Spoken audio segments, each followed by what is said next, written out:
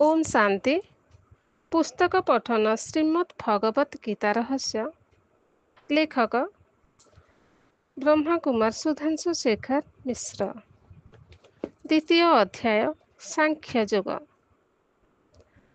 अनेक समय मनीष जहाकू दुख बोली मन करे तार अंतराल सुख लुचि रही थाए। ब्रह्म मुहूर्त निद्रा त्याग करी पाठ पढ़ा विद्यार्थी मानक कष्ट लगे।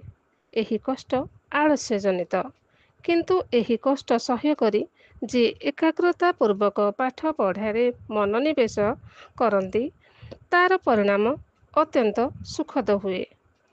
इंजेक्शन नेला बेले रोगी को कष्ट हुए, किंतु यह भ्रूक्षेप न कले ताहा तार रोग आरोग्य करे। अमृत बेलारे निद्रा त्याग करी एकाग्रता पूर्वक अंतत 1 घंटा मन और बुद्धि को ईश्वरीय चिंतन रे नियोजित करिबा प्रारंभिक पर्याय बड़ कष्टकर व्यापार मने हुए। आलस्य जनित होई एही अभ्यास बजाय रखी पारिले आलस्य रहित होई एही अभ्यास बजाय रखी पारिले परमात्मा प्रत्यक्षता संभव होई पारे। कुहा जाए कष्ट बिना कष्ट प्राप्ति हुए नहीं। जहा आरंभ रे विष परी और परिणाम रे अमृत परी अनुभव हुए ताहाको सात्विक सुख बोली कुहा जाए। यद्यग्रे विषमिवं परिणामे अमृतोपमं तत्सुखं सात्विकं प्रोक्तमां बुद्धि प्रसादकम्। जीवन सुगंधी तो गोलापर सज्जा नुहे। जीवन समुद्रर अनेक जुआर भटा आसिब। शांत और निर्विकार भावरे ए सबु अवस्थारे सम्मुखीन हेबाकु हेब। जेउ व्यक्ति दुखरे उद्विग्न और सुखरे अधीर हुए नहीं सेही प्रकृत ज्ञानी। एपरि बुद्धि द्वैत भाव परित्याग करी समभावरे अवस्थान करती। समभावापन्न व्यक्ति जीवन रे सर्वश्रेष्ठ लक्ष्य प्राप्त हुए। विषय भोग जनित सांसारिक सुख और शांति आपेक्षिक। चिरंतन और परिपूर्ण सुख शांति और आनंद पाइबा पाई हेले सुख और दुखर ऊर्ध्व को उठिबाकु हेब। सत असतर निर्णय और तार स्वरूप।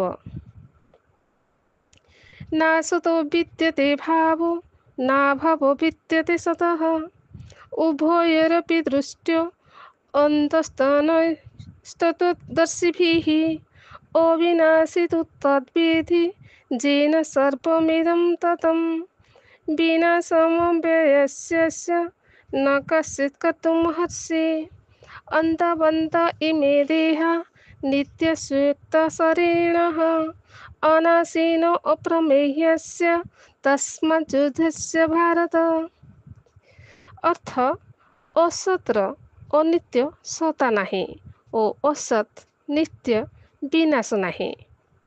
तत्वदर्शी ज्ञानी माने एहिपरि भावरे ए दुईटी विषयर सत असत तत्व निर्णय करिसंती।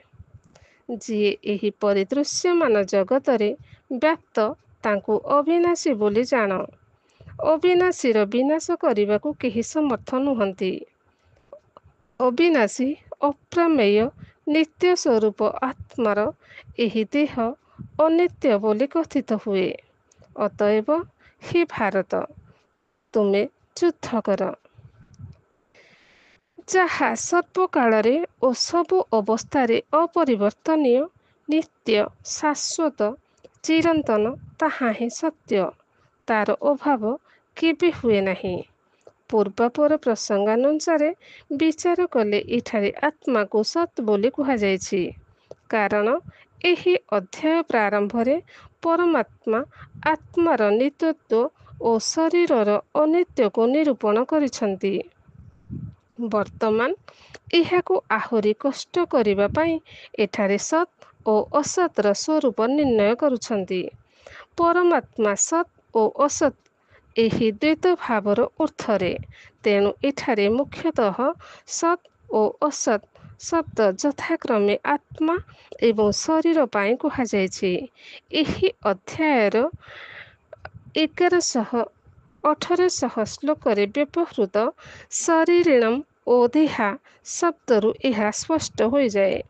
ଆତ୍ମା ଶରୀର ଧାରଣ କରୁଥିବାରୁ ତାକୁ ଶରୀରୀ କୁହାଯାଏ।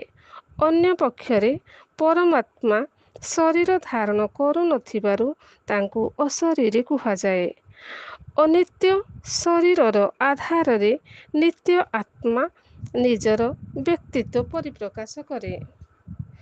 ଜୀବାତ୍ମା ବିଭିନ୍ନ ଜନ୍ମରେ ବିଭିନ୍ନ କାମ ଓ ରୂପ ଗ୍ରହଣ କରେ।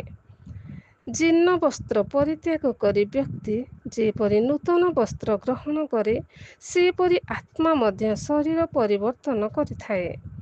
ଶରୀର ବାରମ୍ବାର ପରିବର୍ତ୍ତନ ହେଉଥିଲେ ମଧ୍ୟ ସେହି ଏକ ଆତ୍ମା ପୂର୍ବଜନ୍ମର ବ୍ୟକ୍ତିତ୍ୱ ବା ସଂସ୍କାର ଅନୁସାରେ ତାର ନୂତନ ଜନ୍ମ ଆରମ୍ଭ କରେ। ଗୋଟିଏ ବୃତ୍ତର ଆରମ୍ଭ ଓ ସମାପ୍ତି ବିନ୍ଦୁ ଏକ। ଜୀବନ ମଧ୍ୟ ଏକ ବୃତ୍ତ ପରି। ମୃତ୍ୟୁ ପରେ ଜନ୍ମ, ଜନ୍ମ ପରେ ମୃତ୍ୟୁ। ଏହି ଜୀବନ ବୃତ୍ତ ଚକ୍ରାକାରରେ ଗତି କରୁଥାଏ। ଅବିନାଶୀ ଆତ୍ମା ବିନାଶୀ ଦେହକୁ ନିଜର ମନେ କରୁଥିବାରୁ ତାର ସ୍ମୃତି ଲୋପ ପାଏ। ତେଣୁ ସେ ବର୍ତ୍ତମାନ ଆଶ୍ରିତ ଶରୀରକୁ ହିଁ ସ୍ୱୟଂ ବୋଲି ମନେ କରେ। କିନ୍ତୁ ଯେଉଁମାନେ ତତ୍ତ୍ୱଦର୍ଶୀ, ସେମାନେ ଶରୀର ପରିବର୍ତ୍ତେ ଆତ୍ମାକୁ ହିଁ ଦେଖନ୍ତି। ସେମାନେ ଜାଣନ୍ତି ଯେ ବର୍ତ୍ତମାନ ଶରୀର ଧାରଣ କରିଥିବା ଜୀବାତ୍ମା ଆଗରୁ ଥିଲା ଓ ଆଗକୁ ମଧ୍ୟ ରହିବ। ଶରୀର ଜଡ଼, ଆତ୍ମା ଏକ ଚେତନ ସତ୍ତା। ଯାହା ଚିତ୍ ତାହା ହିଁ ସତ୍, ସତ୍ୟ। ଯାହା ସତ୍ୟ ତାର କୌଣସି କାଳରେ ଅଭାବ ହୁଏ ନାହିଁ।